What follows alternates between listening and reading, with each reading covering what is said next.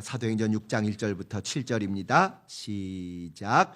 그때 제자가 더 많아졌는데 헬라파 유대인들이 자기의 과부들이 그 매일 구제에 빠짐으로 히브리파 사람을 원망한데 12 사도가 모든 제자를 불러 이르되 우리가 하나님의 말씀을 제쳐놓고 공궤를 일삼는 것이 마땅치 아니하니 형제들아 너희 가운데서 성령과 지혜가 충만하여 칭찬 듣는 사람 7을 택하라. 우리가 이 일을 저희에게 맡기고 우리는 기도하는 것과 말씀 전하는 것을 전무하리라 하니 온 무리가 이 말을 기뻐하여 믿음과 성령이 충만한 사람 스데반과 또 빌립과 브로고로와 나가노로와 디몬과 바메나와 유대교에 입교한 안디옥 사람 니골라를 택하여 사도들 앞에 세우니 사도들이 기도하고 그들에게 안수하니라. 하나님이 말씀이 점점 왕성하여 예루살렘에 있는 제자의 수가 더 심히 많아지고 허다한 제사장의 무리도 이 도에 복종하니라. 아멘. 여러분이 잘 아시는 내용대로 구제에 문제가 생겨가지고 원망이 있고 갈등이 생기니까 사도들이 미안하다, 우리가 좀 잘못한 것 같다, 우리 기도와 말씀에 전무할 테니 이 구제일을 전담할 수 있는 일꾼들, 섬기는 자들, 집사들을 좀 세워달라. 그 사람들을 세울 때는 요런 기준에 의해서 믿음과 지혜가 충만하고 성령이 충만하고 그 다음에 너희들이 볼 때 칭찬할 만한 이런 사람을 세워달라 하고 기준을 제시하니까 성도들이 전체가 모여가지고 잘 기도하고 잘 선출했습니다.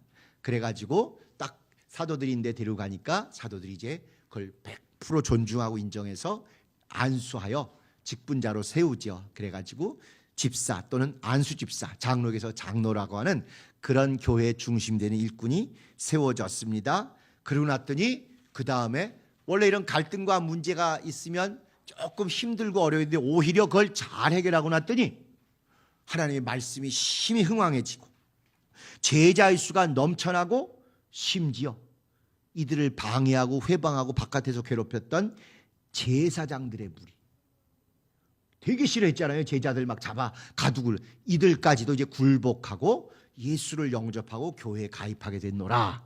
이제 이런 얘기입니다. 비온 뒤에 땅이 훨씬 더 굳어지고 오히려 더 은혜로워진 그런 이야기가 되겠습니다. 그래서 오늘은 사도들과 집사들의 분업과 합력, 분업해서 나누면 끝이 아니라 잘 각자가 전문적으로 그 일을 나눠서 한 다음에 전체가 잘 어우러져 가지고 하나 되어야, 그래야 요즘 많이 쓰는 외래어 시너지 효과가, 상승 효과가 잘 난다. 이제 그런 이야기입니다. 내용을 보시죠. 내용은 너무너무 잘 아시는 건데 헬라파 유대인 과부들이 매일의 구제에서 누락되어 원망이 생기다. 원래 유대인들은 전도하고 이런 게 없어요. 그냥 유대인이 돼서 유대인이 자손을 낳으면 유대인이 되는 것이고 유대교인이 되는 것입니다. 그렇기 때문에 그들은 전도가 중요한 게 아니라 하나님의 백성다우려면 구제를 잘해야 된다가 첫 번째예요. 구제를 잘해야 된다. 그래서 이들이 어려운 중에도 열심히 특별히 제일 구약성경부터 연약하고 보호해 줘야 된다고 나온 과부들에 대해서 진심을 다해서 잘 돕고 공개를 했습니다. 그런데 그 중에 예수를 영접한 과부들이 있었겠죠? 그래서 예수 믿는다고 저쪽 무리로 딱 가니까 어떻게 됐겠어요? 거기서부터 이제 거기서 누락이 됐어요. 그쪽에서. 하나님을 생각하고 그 하나님 뜻이니까 비록 저렇게 해서 도와야 되겠다, 이런 좋은 마음도 얼마든지 가질 가능성이 있었음에도 불구하고 워낙 기독교인을 미워하고 있는 중이니까 자기들 아는 옆 동네 사람, 한 동네 사람이어도 또 자기 아는 누구의 제수씨고 누구의 형수되고 그런 게 있는데도 불구하고 기독교인 되니까 안 도와주는 거예요. 이제 그걸 보고 이제 기독교인 초대교회 공동체에서 우리가 도와야 되겠다고 이렇게 돕기 시작했습니다. 그런데 이게 인간인지라 네 편 내 편을 또 가르기 시작하는 거예요. 말을 딱 들어보고 이 사람은 우리 고향 사람이다 하면 거기는 팍팍 밀어줘. 근데 말을 딱 들어보고 우리 고향 사람이 아니다 이 핑계 저 핑계를 대면서 또 안 줘요. 이게 참 기독교인이 이러면 안 되는데, 우리가 또 기독교인인 동시에 또 이게 우리가 그냥 버러지만도 못한 속성이 여전히 있지 않겠습니까? 그래서 이런 사태가 벌어집니다. 여기 공개한다 또는 구제한다, 이게 뭐냐면 매일 끼니 때가 되면 그분들 모임 장소에 와가지고 식사를 대접하는 거예요. 식사할 게 없으니까 어떻게 하든지 모임 있는 곳에 가면 또 우리가 십시일반 또 나눠서라도 그분들에게 식사를 대접하고 같이 먹고 이렇게 했습니다. 그런데 헬라파 유대인 과부는 출신 지역이 저 헬라가 주로 주름 잡고 있는 외지 먼 데서 왔고 발음도 약간 그래요. 물론 여기 사람들 유대파 과부라 해서 히브리 말을 막 하지 않아요. 이미 다 잊어버렸어요. 그런데 히브리 말과 거의 뿌리가 비슷하고 모든 게 비슷한 아람어라는 거, 달리다굼 하는 그런 거, 이런 걸 하는 거예요. 그러니까 이런 말하고 이렇게 가까이 있고 좀 아는 사람한테는 빠짐없이 매일매일 식사를 대접해요. 끼니를 대접해. 구제를 잘 합니다. 그런데 헬라파, 좀 먼 지방에서 오고 벌써 발음이 다르고 사투리가 섞이고 이런 사람들은 이거 아니 요 핑계 저 핑계 남 괴롭히려고 그러면 또 얼마나 갑질하는 사람들이 있잖아요. 그래가지고 안 주기 시작하는.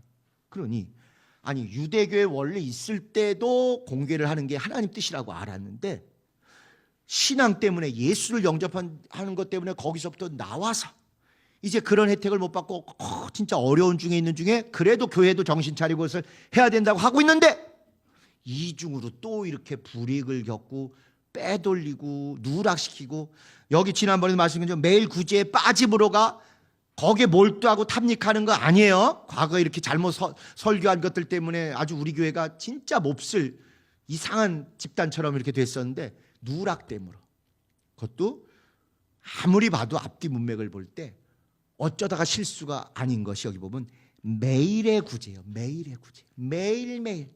실수도 한두 번이지. 매일의 구제에 아주 지속적으로 빠진 거예요. 특정 지역 사람이. 그래도 다행히 우리 교회 교인들은 은혜를 너무 된통 받으셔가지고 교회 안에서 지방색이나 또 어디 출신 가지고 따지지 않는, 이건 제가 교회 다니면서 가장 우리 교회가 잘한 거라고 확실합니다. 근데 다른 교회 가보면 실제로 그 어떤 지역 연고 또 그 목회자가 어디 출신인 것 때문에 그런 게 굉장히 많아요. 그건 절대 기독교인의 기본도 안 되는 것입니다. 기독교인의 기본이 이방인까지도 예수의 보혈 안에서 예수의 은혜 안에서 하나 된다고 그러는데 좁은 땅덩어리에서 지역 차별하고 동네 차별하고 북도 남도 차별하고 이게 말이 되겠습니까? 또 너 강남이냐 강북이냐 이거 가지고 차별하는 교회들도 있어요. 참 이게 어떻게 보면 성경적이죠. 성경도 그랬으니까. 자, 이렇게 헬라파, 지방색에 차별하고 이런 불공정, 심지어 외국인 며느리, 또 이렇게 외국인하고 결혼해서 다문화 가정, 아이가 좀 우리하고 피부색이 다르고 이러면 차별해야 되겠어요? 안 돼야 되겠어요? 절대로 우리는 아주 꿈도 꾸면 안 됩니다. 그런 거. 혹시라도 그런 눈빛이나 낯빛이나 말이 나오려고 그러면 아주 혀를 깨물어서라도 그건 기독교의 기본이 안 되는 것입니다. 그래서 이런 불공정이나 차별이나 혐오나 정치인들한테 갈라치기, 막 나이 든 세대들은 다 무슨 어째야 된다느니 젊은 것들이 이러면 안 돼요. 남자 여자 이런 갈라치는 거 그건 절대 교회 아닙니다. 조금 속상하고 조금은 이해한다고 그래도 양보하려고 그러고 들어주려고 그러고 포용하려고 하는 거 그건 기독교인의 기본이 무슨 대단한 신앙이 아니고 기독교의 기본은 그거로부터 시작입니다. 우리 진짜 어려움에 그 8년 세월을 오면서 한 영혼 한 영혼이 얼마나 귀한지 다 체험해 보셨잖아요. 정말 이제 온전한 사도행전적인 그리고 주님이 인정하실 만한 교회 되기 위해서 요 6장은 아주 확실히 우리가 잘 소화하고 온전히 넘어섰으면 참 좋겠습니다. 자, 이렇게 그들이 매일의 식사에서 거의 고의적으로 누락됐던 걸 보고는 막 이렇게 원망이 생기더래요. 원망. 그냥 원망 생겼다 이랬는데 이 단어가 구약에 언제 쓰인 단어냐면요. 원래 여러분 구약은 히브리어로 쓰였고 신약은 헬라어로 쓰였다는 거 아시잖아요. 그런데 이제 구약도 헬라어로 나중에 번역한 게 있어서 거기 보면 똑같은 단어가 언제 쓰였냐? 애굽에서 나와가지고 우리 못 살겠다, 못 먹고 이거 왜 우리 힘들게 하냐, 막 모세 대적하고 원망했다 그러지 않습니까? 딱 그 단어예요, 그 단어. 그러니까 에이 왜 우리 빠지겠어, 아이씨 화나게 이 정도가 아니고 한판 해보자는 거지. 이거 걷는 거지 우리 기본 하는 거. 이렇게 막 지금 달려들고 일촉즉발까지 이렇게 되는 겁니다. 아 뭐가 잘못됐나? 가서 좀 문제를 해결하기 위해서 대화하고 조금 자세히 알아보고 또 기도도 하고 이게 안 되는 거예요. 우리 피가 뜨거운 사람들은 일단 가서 목소리부터 한번 크게 쫙 질러야 뭐가 된다 이 생각을 하는 거죠. 우리 한국은 목소리 큰 사람이 이긴다 맞을 수 있어요. 그러나 교회는 목소리 큰 사람이 이기는 게 아니고 기도하고 와서 조곤조곤 얘기하는 사람이 이기는 겁니다.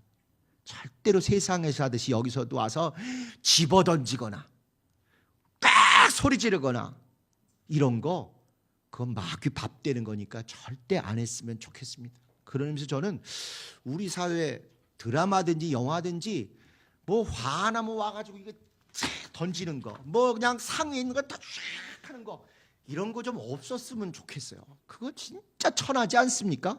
멋있어 보이나 보죠 주인공이. 그러면 그거 다 귀신 들고 마귀 앞잡이 되는 아주 지름길 아니겠어요? 야고보서에 있습니다. 분을 내는 거, 노를 바라는 거, 열받는 거 그거 실족하는 지름길이고 마귀 앞잡이 되는 지름길입니다. 패망하는 아주 첩경이에요. 그러니까 절대로 뭐 집어던지거나 후려치거나 소리 지르거나 큰 소리 때리치거나 이런 거 하시면 안 돼요. 예수 이름 전할 때 이렇게 큰 소리를 쳐요. 예수 이름 할 때는 목소리 마냥 기어 들어가다가 말이야 승질내고 열받고 화낼 때는 이렇게 섭섭하게 막 원망하고 대들고 이런 게 한번 삐지면요 이거 엄청 시험 들고 어렵습니다. 우리 예전에 기억하시죠? 귀신 중에 제일 안 나가는 귀신이 무슨 귀신이라고요? 섭섭 귀신, 원망 귀신. 차라리 그냥 뭐 이제 사건 사고 아프고 이런 거 어떻게 쉽게 해결되는데 아이 삐지고 섭섭하면 그렇게 이게 안 돼요. 그럴 때는 그냥 목사건 전도사건 목양사가 죄인이죠. 가서 싹싹 비는 수밖에 없는데 그럼에도 불구하고 이거 좋은 거 아닙니다. 만약에 이들이 이때 야 기도해보자 왜 이렇게 됐을까 기도하고 조근조근히 조용히 막 모인 데서 원망하고 소리 지르고 이거 하고 뛰들르고 이렇게 안 하고 그렇게 얘기했으면 훨씬 더 다른 은혜로운 방법이 있었을 것 같아요. 어찌됐건 이렇게 해서 막 시끄러워지니까 사도들이 제자들 앞에 이제 여기 제자들은 모든 믿는 자들을 얘기합니다. 모든 믿는 자들을 다 모아놓고 얘기합니다. 우리 잘못이다. 한국교회 목사님들이 이런 일만 했어도 오늘 한국교회가 이렇게 안 됐을 것입니다. 목사는 전지전능하고 절대 무오하고 실수나 잘못이 없는 것처럼 서로 그렇게 은연중에 넘어가는 바람에 이 지경이 된 거 아니겠어요? 그러나 성경에 나오는 12사도는 우리가 하나님의 말씀을 제쳐놓고 공개를 일삼는 것이 마땅치 아니하다. 우리가 잘못했다. 우리가 실수한 거다. 우리 책임이다. 이렇게 먼저 딱 얘기하는 것입니다. 이게 진짜 예수 믿는 자고 진짜 지도자고 정말 사도행전이 기대하고 있는 하나님의 사람들의 모습이에요. 그 목사들이 두 가지 함정에 빠집니다. 하나는 내가 다 할 수 있다는 착각을 빠져.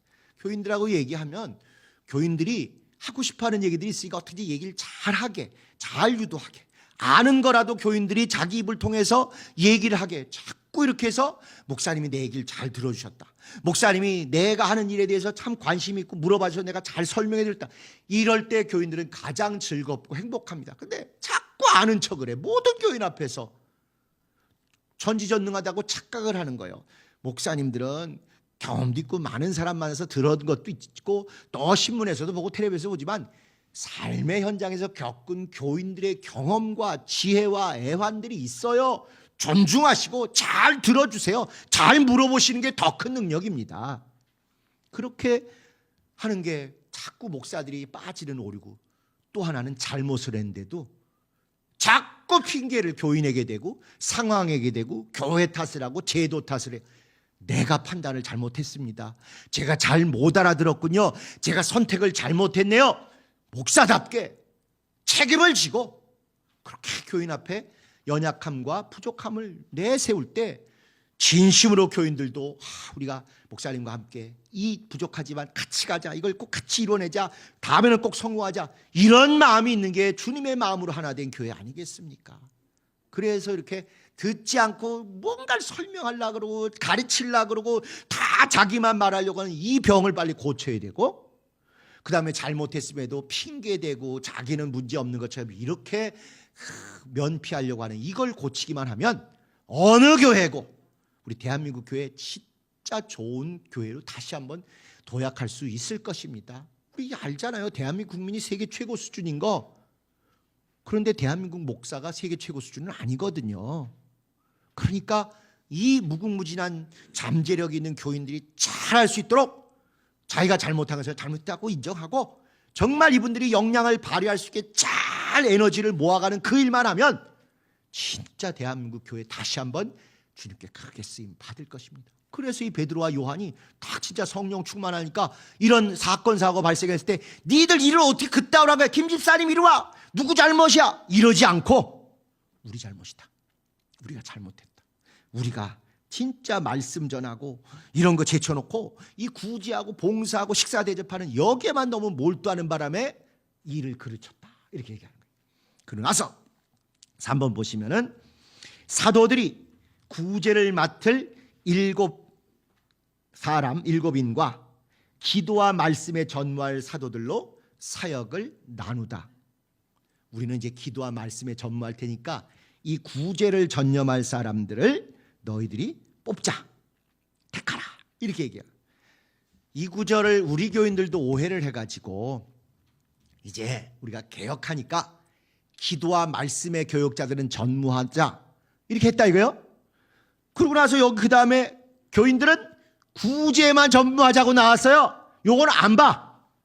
목사님들은 딴짓하지 마시고 기도하고 말씀하시고 교회 운영을 우리가 다 할 겁니다. 이런 사람 있어요, 없어요? 이거 아주 성경을 잘못 이해한 것입니다. 제가 목사로서 목사 권위를 세우려고 하는 게 아니고 유리 분리를 떠나서 성경대로 하려고 우리가 이렇게 어려운 길을 나선 거 아니겠습니까? 성경의 기도와 말씀은 그거 2개만 하라고 쓴 게 아니에요. 교역자들에서 그거 2개만 하라고 밀어붙일 거면 바로 여기 나온 대로 이들이 구제만 전마로, 그러면 집사님들은 구제만 하세요. 딴 거 아무것도 하지 마시고.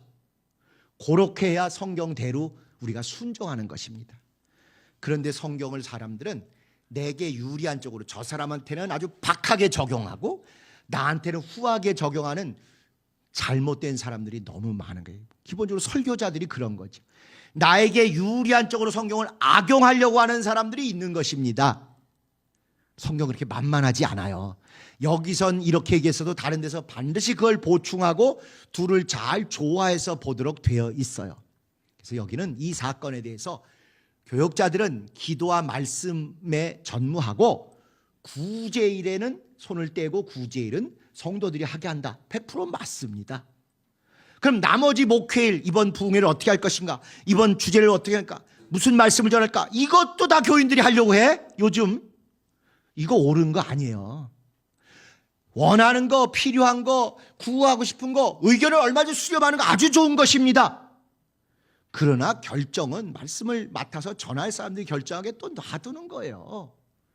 이렇게 넉넉하게 기도와 말씀으로 대표되는 목회 전체적인 것들은 여전히 교육자들이 기도하고 열심히 하고, 또 교회 살림이나 또 집행하고 실행하고 이런 것들은 또 성도들이 와서 하고, 이게 요 두 글자로 되는 게 아니라 많잖아요. 기도와 말씀뿐만 아니라 모든 목회의 전반적인 정책과 결정과 이런 것들은 교육자들이 하고, 높아서가 아니라 그걸 전문으로 하고 고민을 일주일 내내 많이 하니까 그들이 하고, 집행, 수행 또 여러 가지 부수적인 일들은 또 교인들이 하고, 왜? 세상에서도 그런 일을 잘 하시니까. 돈 계산 훨씬 잘 하시죠. 회계, 재정 잘 하시죠. 또 그런 거 하시면 돼요. 근데 그런 걸 가지고 이제 우리가 인사도 다 하고 모두 다 하고 모두 다 하고 그러면 성경 어기는 거예요.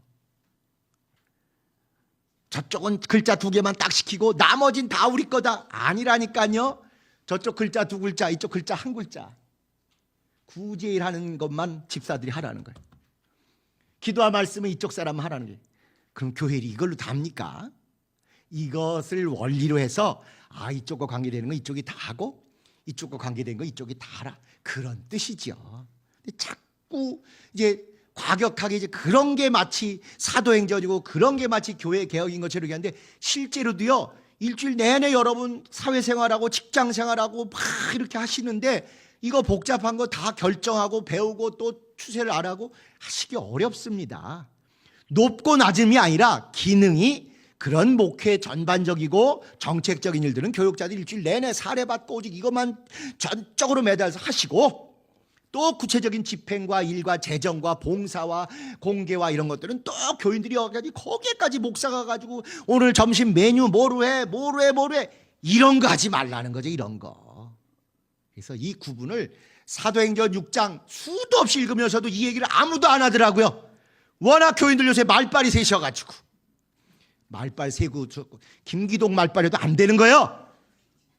성경에 어긋나는 거면 아니라고 해야 우리가 옳은 신앙인 아닙니까? 성경대로 각자 할 일을 서로 존중하며 최선을 다해 노력해가지고 같이 합력할 때 그게 사도행전적인 교회가 되는 것입니다.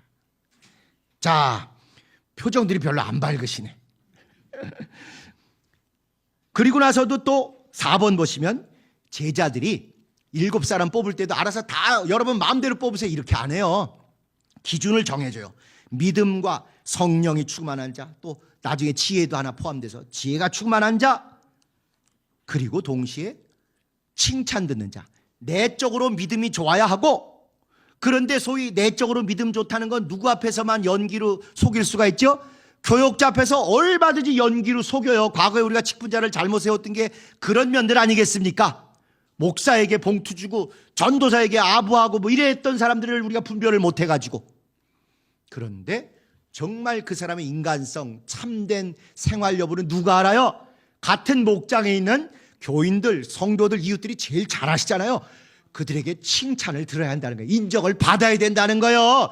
교역자 눈속임만 해서 되는 것이 아니고, 여기서 알짱알짱 돼서 되는 게 아니고, 목장에서, 이웃에서, 동네에서 칭찬 듣는 사람. 내적인 신앙, 성령, 믿음, 지혜. 외적인 행실, 칭찬, 인정.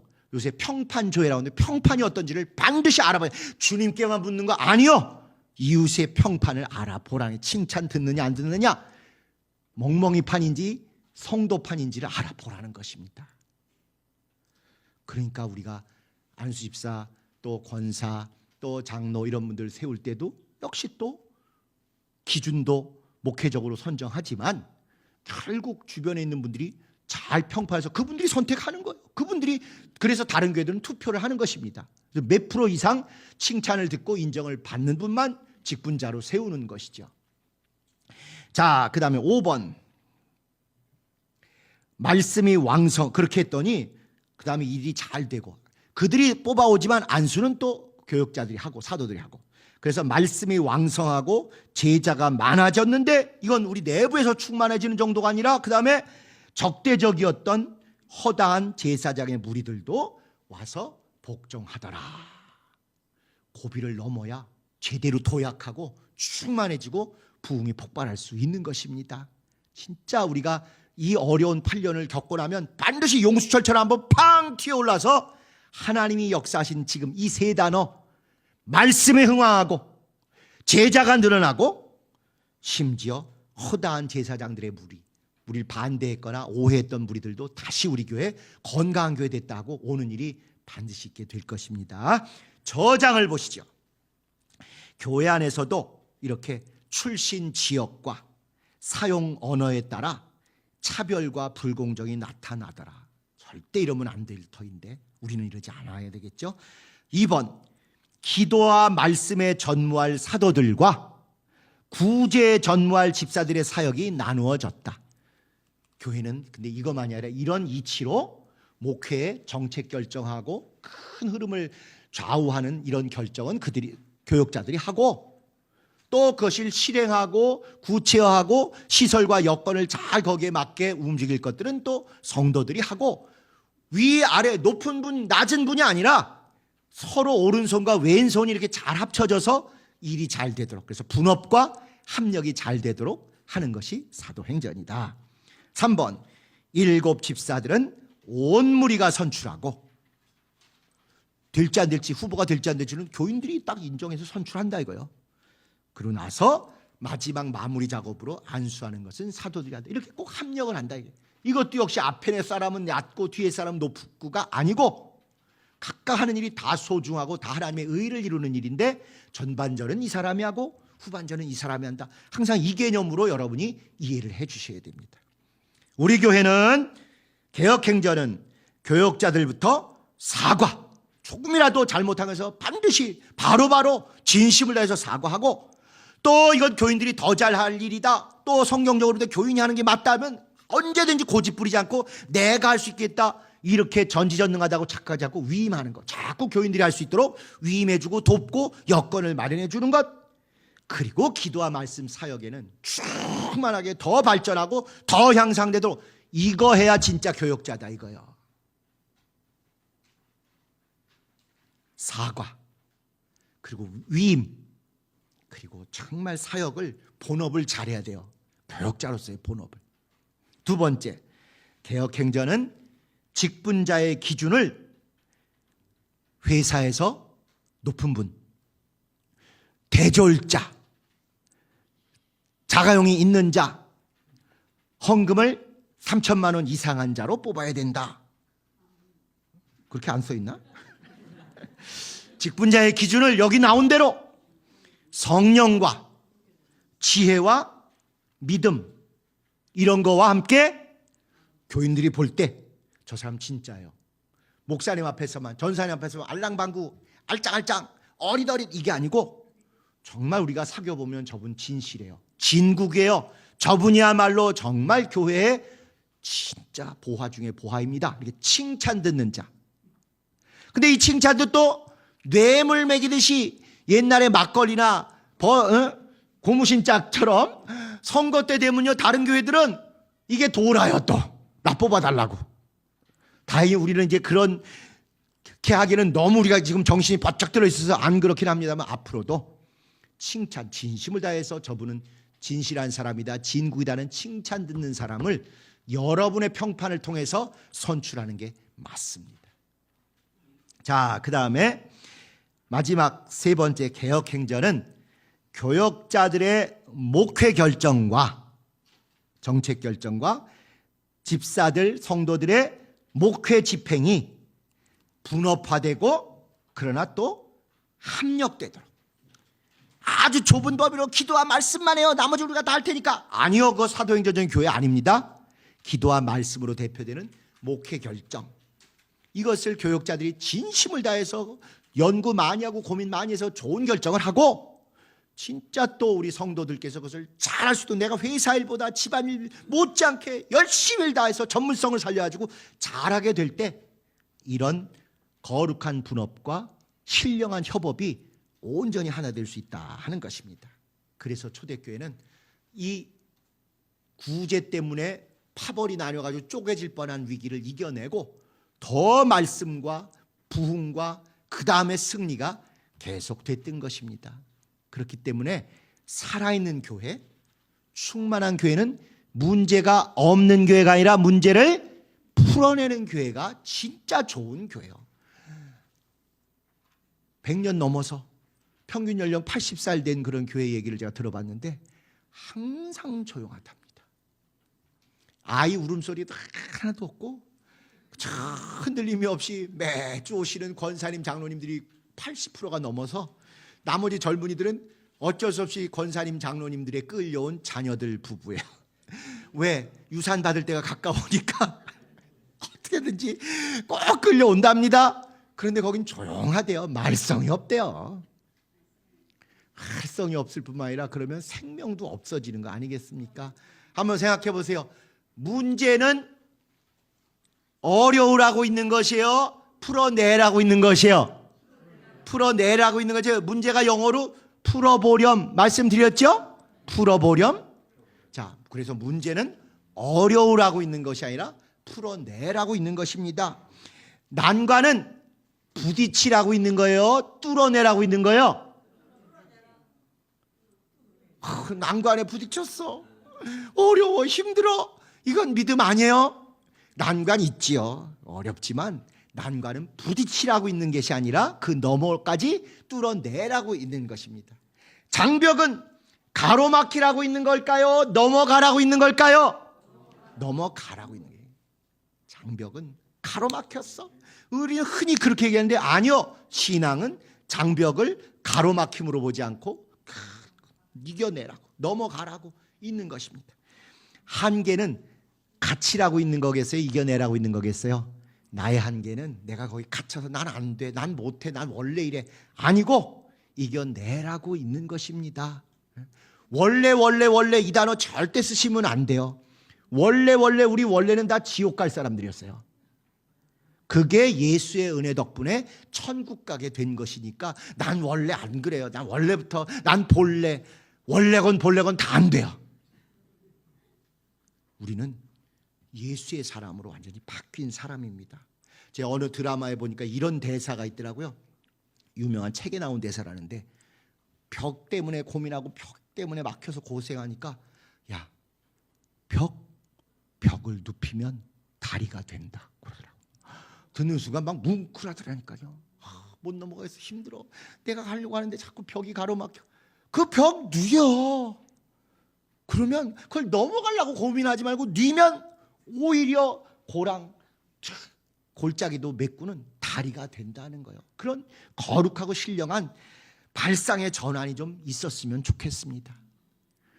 옛날 유행가 중에 너무 오늘 이런 얘기만 해서 좀 죄송하겠는데 아픈 만큼 성숙해지고 아셔요? 모르셔요? 그런 노래 제목 기억나시죠? 아픈 만큼 성숙해지는 건 맞지 않습니까? 그것처럼 우리는 겪은 만큼 능숙해집니다. 사도행전의 초대교회 이런 고민들, 이런 어려움들 겪으면서 그 다음부터 사도들 못지않게 성도들이 얼마나 왕성하게 일하고 충만해지든지 바로 여기서부터 스데반 얘기, 빌립 얘기가 나오기 시작하는 거예요.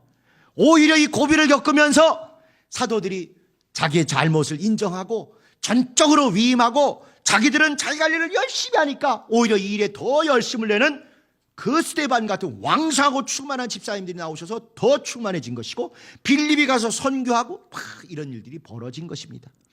아픈 만큼 성숙해지고 겪은 만큼 능숙해지는 게 그게 사람입니다.